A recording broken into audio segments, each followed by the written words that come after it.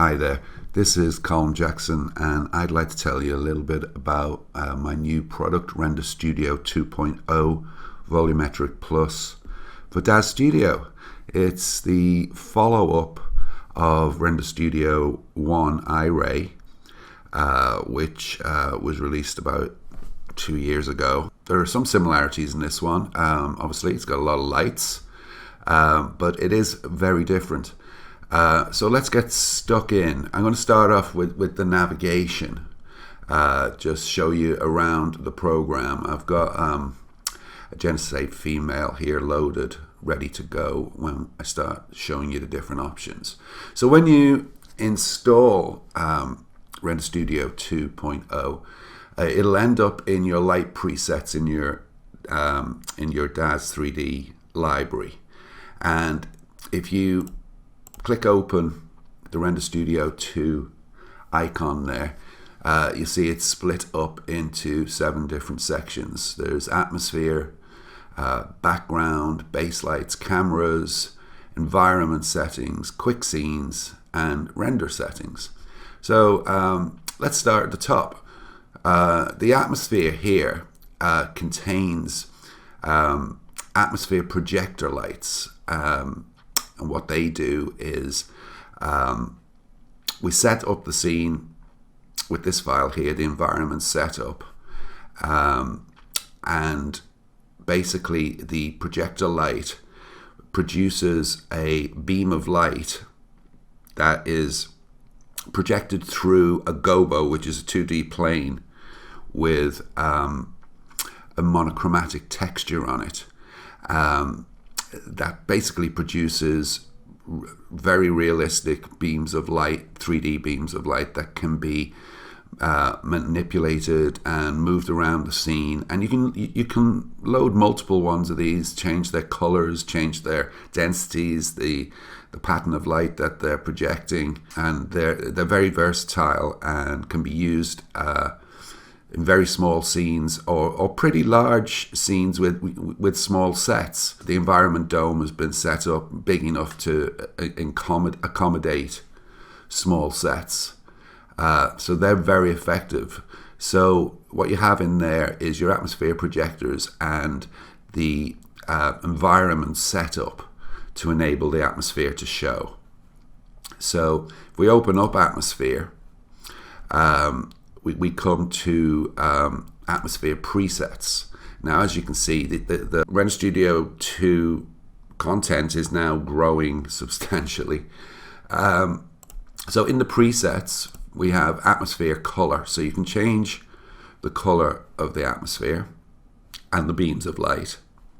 We have the atmosphere density. There are 6 options for changing the density from very thin to pretty much pea soup.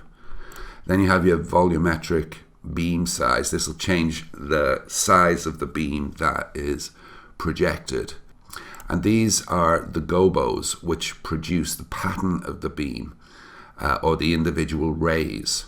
And what these are 2D plane with a texture on it, mainly monochromatic. There are some color ones. Some of the color ones give a nice effect, like this one here, sunbeams. That's quite a beautiful one. And then you have things like window projections, grill projections, spirals, soft blinds. But there's a lot of options in here for different types of projections. See how much thinner the beams of light are in that one compared to that one. Now you also have your volumetric intensity, and this is the intensity of the beam itself. In here we have atmosphere props. Now, in order to make an atmosphere in Daz Studio, it has to be inside of a prop.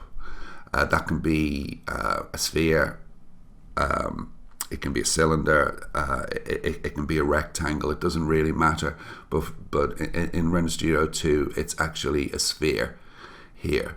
So we load that to contain the atmosphere. Now we also have a ground plane. I don't know whether you can notice here, but the actual dome ground plane, it looks like the Genesis A female isn't actually on the ground. The problem is that part of her foot is touching the ground, but not all of it, and Daz Studio reads that as her being on the ground. So to make it much simpler, I included a ground plane that she can pretty much stand on and look like she's actually on the ground. And it also enabled me to have textures on the ground, which you can do with the dome, but it's much more complicated. This makes it much easier. And then we have ground plane materials. We have like embossed metal, 4 different types of wood planks, a couple of different types of concrete, and some metal plate there. A lot of things that you might find in a photographic or film studio floor. And in this last folder within Atmosphere, we have what's called the volumetric stage spot. Now, when this is set up correctly, what it has the effect of a follow spot. I think that's what they call it on a stage, where the spotlight always follows the person on the stage. So if we just close down Atmosphere there, here we have the background options. Now using a background is optional. You can just use the environment dome as a background, but in order to get excuse me, some nice effects, I included the Infinity Cove. This is the same Infinity Cove that was in version 1. You can't improve on something like this. An Infinity Cove has been used in studios for years and years and years, and it's basically a backdrop that is curved that helps create a perspective of infinity.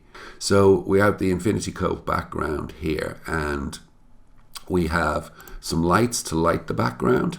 Now, most of the lights, or many of the lights in Render Studio 2, including the background lights, are attached to a controller. What that means is that there's a little prop which is like acting like a gimbal. So instead of rotating and moving the light itself, you move the prop, the controller prop, and what that does is it makes it much easier to pose the light and position the light where you want it. So for example, this light here, background light number 1, you'll be able to rotate that and move it around the backdrop in order to get different effects. In the background materials folder, we have 16 different backgrounds. Many of them very abstract, which look absolutely beautiful when rendered as backgrounds, because it's nothing sharp, nothing that will stand out in the background. It just makes whatever is in front of the background stand out even better. There's also 12 simple pastel backgrounds for the Infinity Cove, and these are very nice.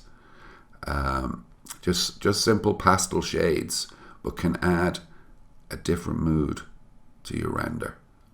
In these background lights here, on background light 1, we have a folder of options here, which is the beams, and what this does is it changes the shape of the beam that is projected on background light 1. You can use these on the other background lights, but they're set up specifically for this light because it's actually streaming across the background as opposed to pointing at it.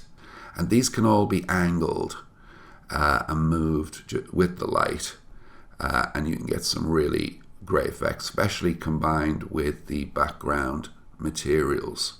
Following that, we have our base lights. Now, our base lights are pretty much a set a large set of lights that you would find in any good film or photographic studio. The main lights would be the key lights. The key lights are what actually cause the modeling or the shadows of figures and objects. So if you have a light pointing at a figure, say at 45 degrees, it's going to cause one side of it to be brightly lit and part of the other side to be in shadow. These lights are set up with a set with no controller. These are freestanding lights. They just land in the scene and you manipulate them like any other light, but they land in the positions that are shown here in the thumbnails, which are kind of the classic positions for lighting in a studio. Now, these ones here come with a controller, and I'll go through more of the controller options with you once we get through the rest of the product itself. This is a very interesting light. It's called a multi-light, and basically you use this for anything. You can use it as a fill light, you can use it as a rim light, you can use it as a modeling light.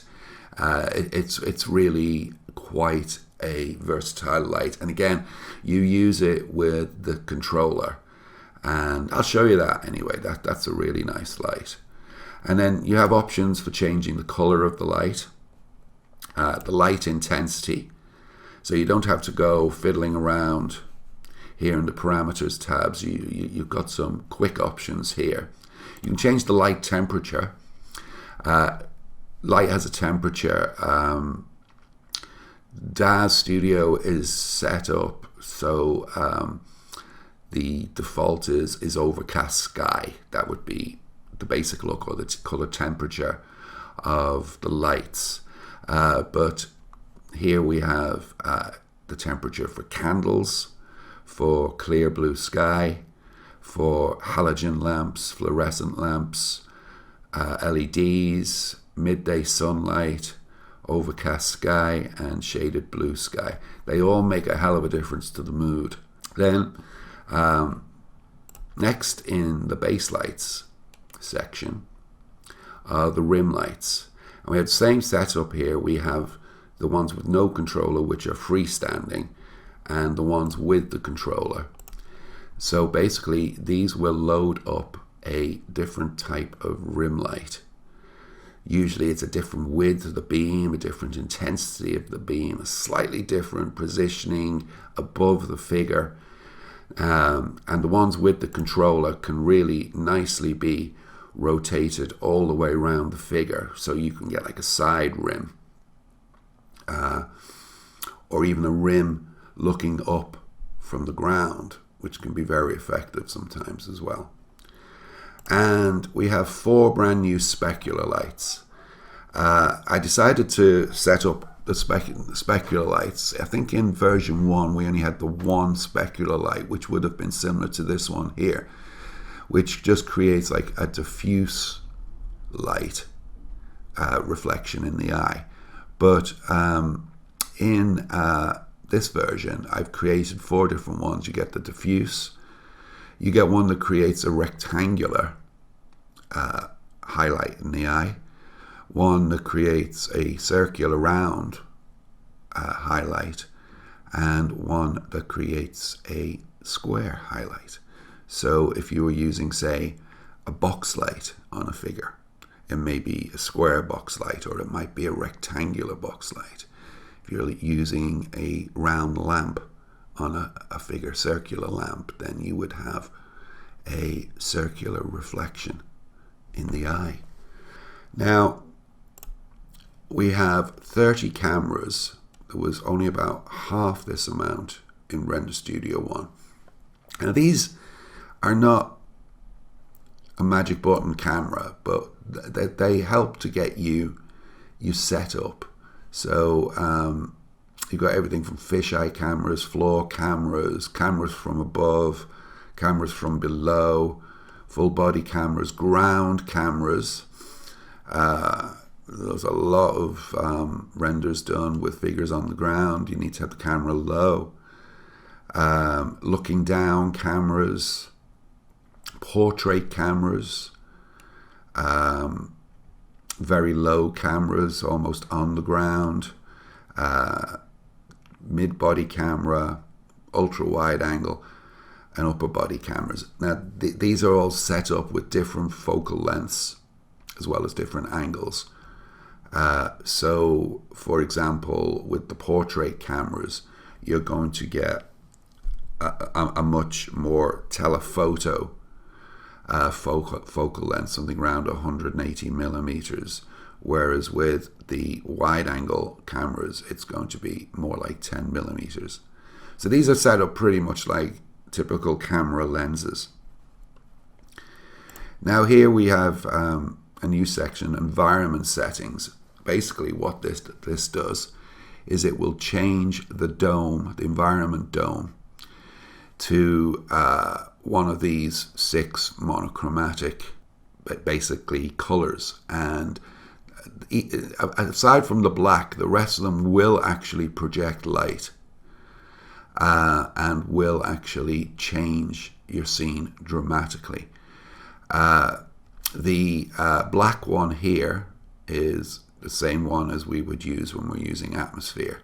We could use dark grays for the atmosphere as well, but the darker the environment, the more the beam of light will show.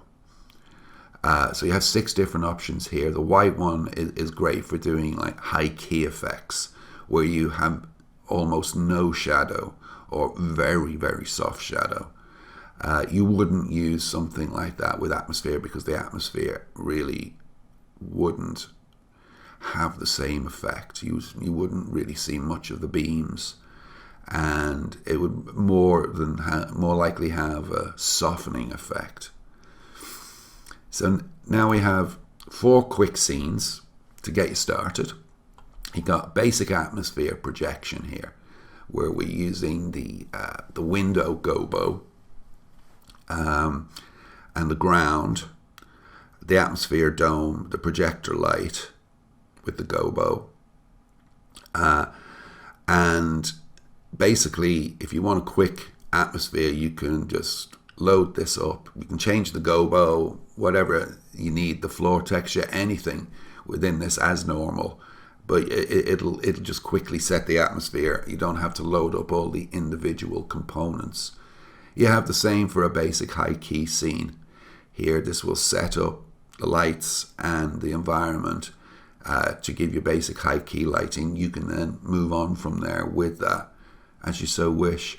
And the same goes here for low key lighting, which is using dark shadows and highlighted areas. Same thing, just load it up and you're ready to start looking at how your scene might look as a low key scene. This 3-beam array is an example of what you can do with the atmosphere projectors by loading more than one into the scene. So that's quite fun to use. Finally, we have the render settings. Now, for color rendering, you're going to use the default settings, whatever you want to set up. But I've included 8 different monochromatic black and white. I say monochromatic because 1 or 2 of them, like this one, are not totally black and white. They're what's called duotone. And so that will give you a kind of sepia on some shades, and a kind of slightly blue texture on other shades. They're actually very nice differences, different contrasts, whether they be softer, harder, totally monochromatic, or duotone. So that is the navigation of Render Studio 2. So what I am going to do now is to start setting up a very simple scene for you, and we'll see where we go from there. So in order to set up a scene, we're going to just start off having a look at the atmosphere projector. So the first thing to do is to go to the atmosphere root folder here and load up the atmosphere projector environment setup file. So that's going to go in first. Now, as you can see, what that's done is it's made everything black. So what we're going to do now is load in the atmosphere quick setup file. Now, as you can see, it's now become very grainy, and it's not that desirable, but you can see there is an atmosphere volume contained in there. So what we're going to do now is we're going to select our atmosphere prop. We have our atmosphere prop, our ground plane, and our atmosphere projector controller. So for the atmosphere prop, we're going to go to atmosphere presets, and we're going to first of all go to atmosphere density. Now, in order to change the atmosphere density, we need to go to the surfaces tab with the atmosphere prop selected and select atmosphere prop. Now, here we can change the density here to very, very, very light to very, very heavy. But for this, I think what we're going to do is we're going to use atmosphere 4, which is kind of halfway in between the two. Now, seeing as they're coming in this order, I'm going to select the ground plane and stay in Surfaces tab, click on the ground plane, and I'm going to add myself a ground plane material. I happen to like this Wood Planks 01 here, so I think I'll load that one up. There we go. Now you only see a little bit of the ground plane here, but it's much, much bigger. So it's only showing you the bit that's actually lit by the projector. If we just move that back. So basically now you can start seeing we're starting to get some really nice volume going on here. In order to change the beam, we're going to click on the atmosphere projector controller. Now that opens up twice, and we have excuse me, the projector light itself and the atmosphere gobo. What we're interested in is the gobo. So we're going to select the gobo here in the scene tab and then select it again in the surfaces tab. And we're going to go to the volumetric gobos folder. So let's just click on the first one, see what happens. Okay. So as it's rendering here, you can see that there is a pattern projected here on the floor, and you can see the beams of light are now starting to form. We can change the controller there, sorry, the gobo there, get thicker beams of light. Of course, the more this renders, the more apparent it becomes. We can change it to have this beautiful warm sunbeam light, or the windows. It's always a very effective one. Let me now show you some other options for this. Each gobo will kind of change the density of the beam, the brightness of the beam. So what we really need to do with this, I think, is make it a little bit brighter. So we're going to select the atmosphere projector light, and then we're going to select volumetric intensity. At the moment it will be at 100%. So let's bring it up to 150%. See See where that brings us. That's getting brighter now. We can go all the way up to 400%. So I'm going to try 200 here. Yeah, I kind of like 200. That's kind of a nice brightness for the look that I'm after. So here you can see, I'm going to push this right back so as you can get an idea of what's going on here. Here is your projector light, and just about here, I can just about see the handles of it here, is the gobo that the texture is on, that the light is projecting through to create these beams. Now, the projector light has a controller. Now, there are two different projector lights. Let's go back to atmosphere here. We have one with the controller on the ground, which is here, and one with the controller in the head of the figure. Now, I say in the head of the figure, we're talking about when the figure is loaded default. You can either use your own options of parenting that controller to the head of the figure or manually moving it to the controller to wherever you want. But the difference is that if I select the controller here and I go to the parameters tab, we have different options here to move the projector light. So I'm going to move it from side to side. So let's go at about 25 degrees. And then I'm going to, so I've rotated it side to side. Now I'm going to move it to the right slightly. I want it to light the figure. There. So now you see how easy it is to actually move the projector light. So if we spin around the scene here, you can actually see that this is a totally three-dimensional beam of light. Very, very effective way of projecting volumetric effects into a scene. Now, if I rotate that light front and back, let's take off the side-to-side rotation, and we go front and back. Now we zoom in here.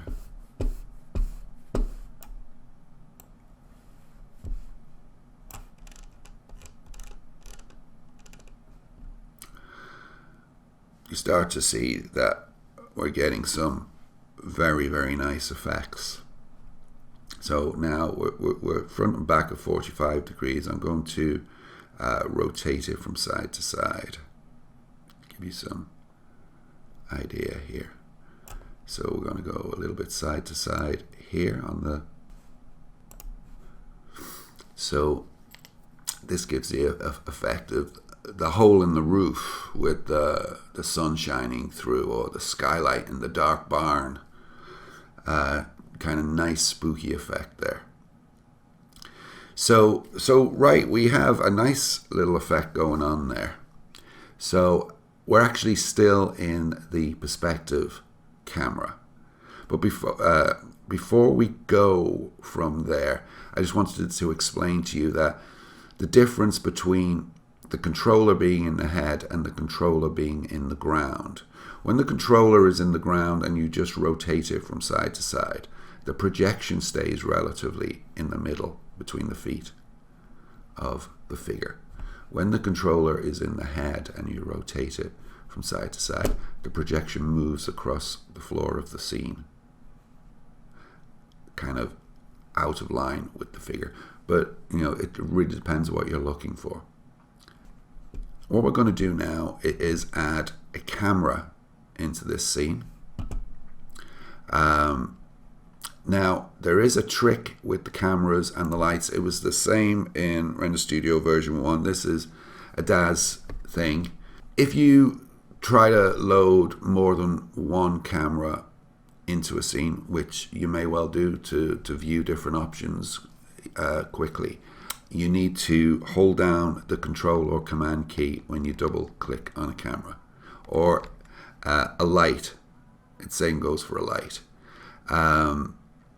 Just get into the habit of each time you add a camera or a light, even if it's on a controller, is to hold down the control or the command key while you double click. So what we're going to do here is we're going to load the, let's see, the wide angle camera. Now, when I hold down the control key, I get this camera preset load options. It'll be a light preset load options if you're doing this with a light. Leave it set up at the default, but just click on there and then say accept. And now we have wide angle camera. So now what we can do is we can set up how we want our scene to look in our wide angle camera. That's quite nice for now. And then we can zoom around our scene as we want here using the perspective camera. Okay. So just go back to the wide angle camera here. So now what we need to do is add in a little bit of lighting. Not much. I'm going to go with a key light, and I'm going to go with, let's try one of these lights with the controller. I'm going to go, I think, with the soft spot high controller. It's kind of got the look that I want. What it is it's a soft spotlight, but it's quite high in the scene as compared to the other spotlights, which would be not quite as high in the scene. Most of the light here in this image is going to be coming from above, so I want to complement that. So I'm going to hold my control key down and double click on that light. It loads in directly, as do all the lights with controllers. It loads in facing the figure directly, as you can see there. So what we're going to do is we're going to click on we have the controller of the light and the light itself. The controller is what we're looking for right now, and we're going to go to the light rotate dial, and what I want to do is rotate the light around to the right to complement this beam of light here. So let's move that. Now you can see the controller, you can see in the head there moving exactly, showing how much the light is moving. This would be so much harder to do if you were trying to just manipulate the light. You'd have to manipulate the light in various different rotations. So I'd like to bring it back, I think, a little bit there. 80 degrees maybe even less. There, that's good for now. So if we just click on something else there, we can get a better idea of what we're looking at. So there you have a very simple scene, which contains atmosphere projector, and one light. We can add various other cameras in. So we're going to load in the upper body camera. I'm just going to swap it right out for the wide angle camera. Now, what I'd like to actually show you here was the one of the lights that I mentioned earlier, called the multi-light. So I'm just going to delete these, and then I'm going to go to my base lights, key lights, multi-light, and I'm going to double click on that, and again it's a light with a controller. So what we're going to do is we're going to rotate this light, first of all, left and right.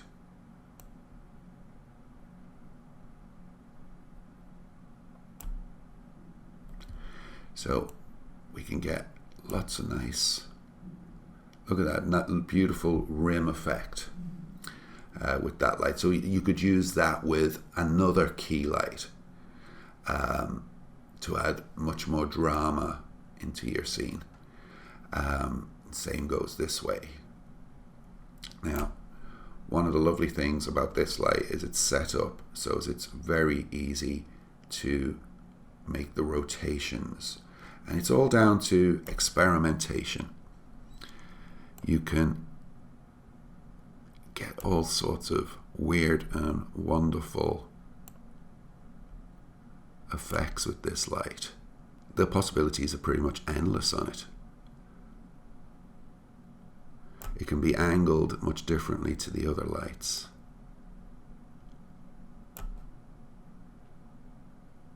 See that? Very, very different look.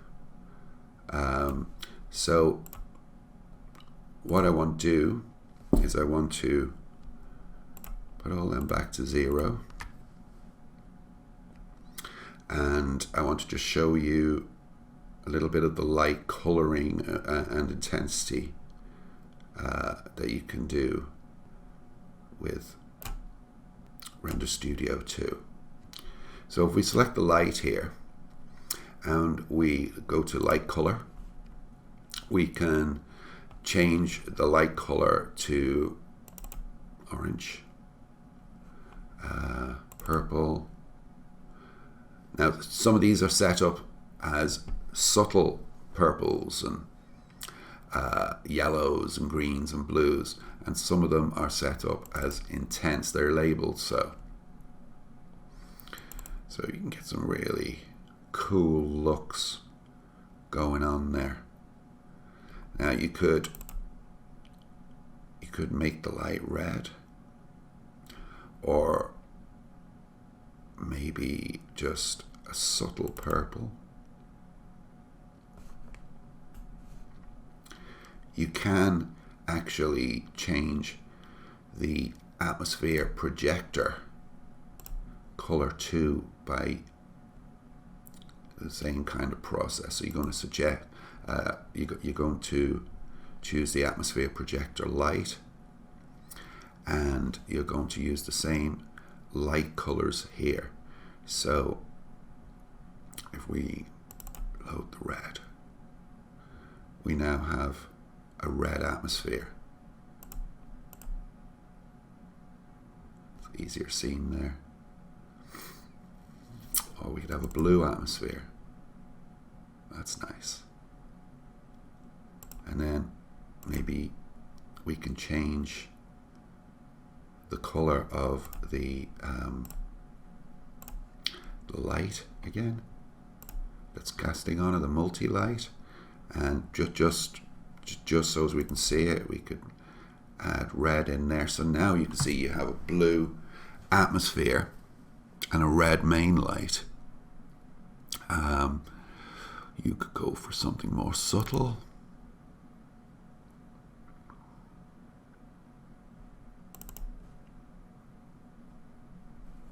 That's nice. There you have the multi-light and the atmosphere. Plenty of options. You can knock down the light intensity instantly to say 10% there.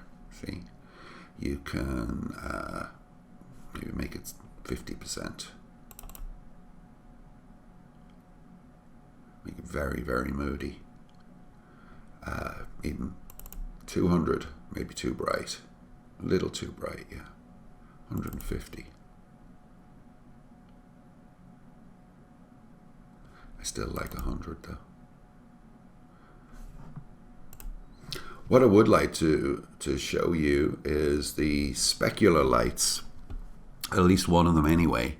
So if we scroll down here in the base light sections, the bottom where it says specular lights, and I'm going to hold down the control key, and I'm going to load in the rectangular specular light, just because that's what I fancy for this image. Now, what I'm going to do is I'm going to zoom in here on the figure, just so as we can get a clearer look at the eyes. Realistically, I should have showed you this without the atmosphere, but doesn't matter. So we're going to go to the Specular controller again. That is attached to a specular light, the rectangular specular light. And you got your light rotate dial here. I'm going to make this 45 degrees rotated. There we go. We got some nice subtle reflections going on in the eyes there. Of course, we can change the intensity of them as well, but I kind of like them very subtle like that, as it is quite a low-key environment. So all that's needed now is to clothe and pose our figure, and we have a nice little scene set up with only actually a few, not that many elements. There's the basic scene here, and yet we've got all that going on. So thank you for watching this tutorial for Render Studio 2.0 Volumetric Plus. I do hope you have fun. There's lots of options. Just go for it. Bye bye.